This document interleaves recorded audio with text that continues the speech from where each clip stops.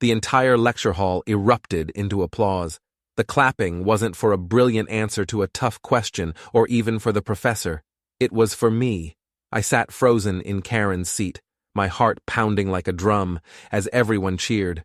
Karen stormed out, her face red with fury, muttering under her breath.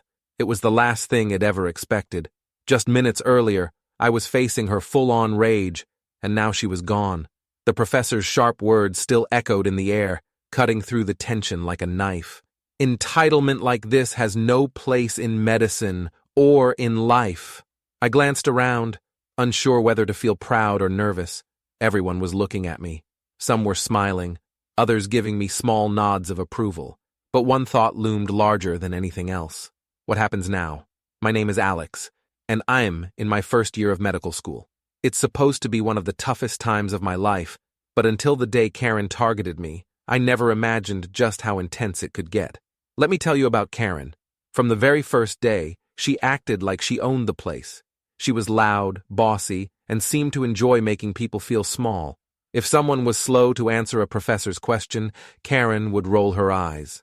If a group project didn't go her way, she'd shout until it did. And she had this thing about her seat. It wasn't really her seat.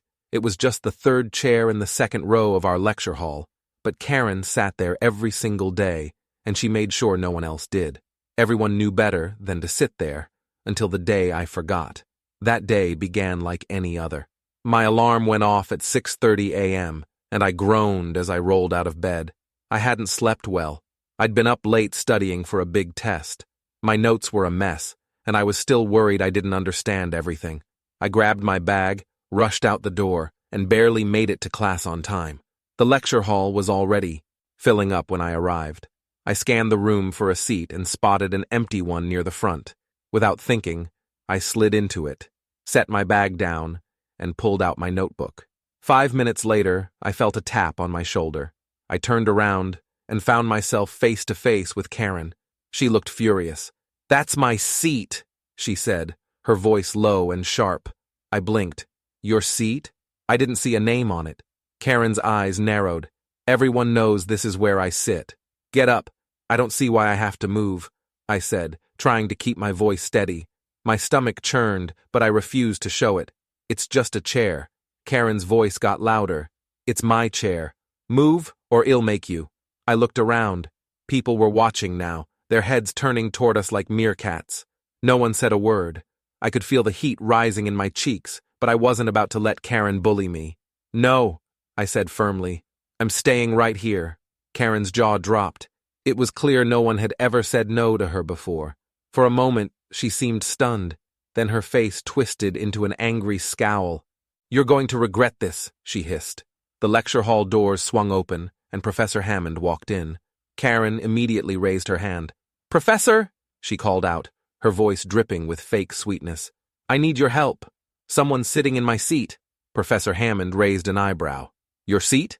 "Yes," Karen said, pointing at me. "They're refusing to move." Professor Hammond's gaze shifted to me. "Is this true?" "Yes, sir," I said, trying to sound calm. "I didn't see any assigned seating. I just sat here." Professor Hammond paused, then turned back to Karen. "And why exactly do you think this is your seat?" Karen opened her mouth to answer, but Professor Hammond didn't give her the chance. "This sense of entitlement is exactly what ruins teamwork in medicine," he said, his voice growing louder with each word. "Doctors don't own seats, just like they don't own patients or operating rooms. If you can't share a classroom, how do you expect to handle the pressures of a hospital?" Karen's face turned bright red. The whole room was silent, everyone holding their breath. "Now," Professor Hammond continued, "you have two choices. Find another seat or leave the lecture hall." Karen chose to leave. As she stomped out, the applause began. A slow clap that quickly built into a thunderous ovation. And that's how it all began. But trust me, this story doesn't end here. Because Karen wasn't the type to let things go. For a few days after the seat showdown, things seemed to settle down. Karen didn't look at me, didn't talk to me, and didn't even seem to talk much to anyone else. I thought maybe, just maybe, the professor's words had sunk in, and she was reflecting on her behavior. I was wrong. It started with small, subtle things. My pens would go missing from my desk during breaks. My books, always neatly stacked in my bag, would somehow end up at the bottom of my locker in disarray. One morning I found a sticky note on my locker that read, "Enjoy your fame while it lasts." But the worst was yet to come. One evening, I joined a group study session to prepare for an upcoming practical exam. We were practicing patient simulations, and I was assigned to demonstrate a procedure in front of the group. Just as I was about to begin, Karen walked in. "I'm leading this session now," she announced, her voice sharp and commanding. The group exchanged uneasy glances. No one argued, so Karen took over, assigning tasks and barking out orders. When it was my turn, she gave me the hardest scenario. It was a simulated patient in critical condition, and the procedure involved several tricky steps. I tried my best, but halfway through, Karen interrupted. "Wrong," she said loudly. "You're doing it all wrong." "I'm following the protocol," I said, keeping my voice steady. "Clearly you don't understand it," she shot back. "You shouldn't even be in medical school if you can't handle this." The group went silent. I felt a lump in my throat, but I swallowed it down and kept going. I knew this wasn't about the simulation. It was about the seat.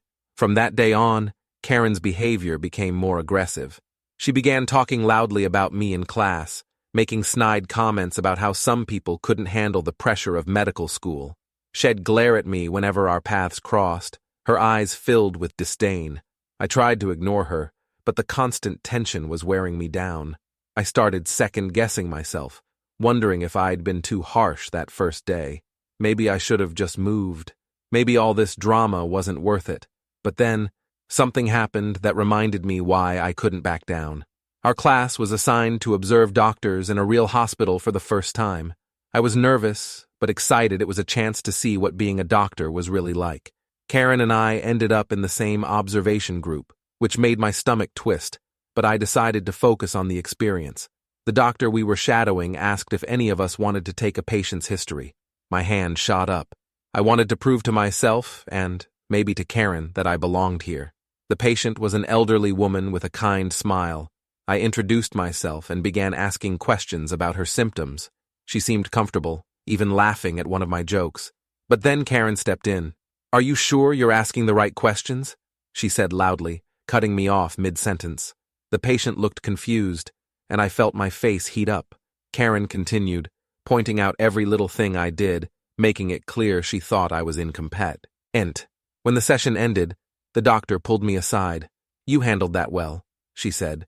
Karen was out of line. "Don't let her shake your confidence." I knew I had to stand up to Karen once and for all. The opportunity came during a group project presentation. Karen and I were paired together, and she immediately tried to take control, assigning me the least important part of the presentation. But this time, I didn't stay quiet. "Karen," I said during a team meeting, "this isn't just your project. We're supposed to work together, not take orders." Karen's face turned red. "I'm just trying to make sure we do it right," she snapped. "No," I said firmly. "You're trying to control everything, and it's not okay." Our classmates watched in stunned silence. For the first time, someone had called Karen out publicly. She sputtered, trying to come up with a response, but I didn't give her the chance. "We're all here to learn," I said, my voice steady. "That includes you." After that, Karen's behavior changed. She still wasn't friendly, but the bullying stopped.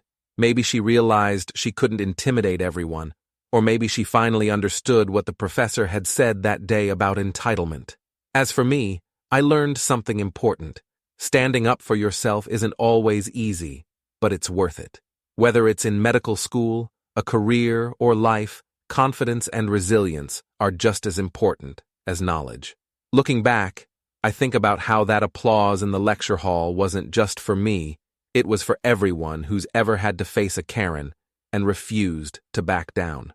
A few weeks after overhearing Karen's ominous phone call, I couldn't shake the feeling that something big was coming.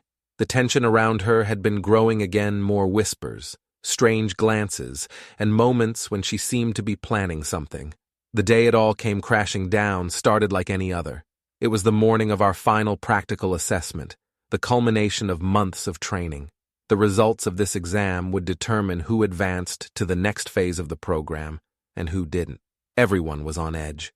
I arrived early, determined to double-check my station, and ensure everything was in order. But when I walked into the exam hall, my heart stopped. My station had been completely trashed. Equipment was scattered everywhere. The mannequin was tipped over, and someone had scrawled in bold red marker across the table, "You don't belong here." Gasps echoed around the room as other students trickled in. One by one, they stopped and stared. "What happened here?" one of the instructors demanded, rushing over. Karen was standing near the back of the room, arms crossed, a smirk playing on her lips. For the first time, I felt something stronger than anger. "I know who did this," I said, my voice shaking with controlled fury. The room went silent. Everyone turned to look at me, then at Karen. Her smirk faltered for a split second, but she quickly recovered. "That's a serious accusation?" she said, her tone dripping with mock innocence. "Do you have proof?" I hesitated. I didn't have hard evidence, but I didn't need it. Not this time. "Karen's been sabotaging me for months," I said, addressing the room. "Ask anyone here.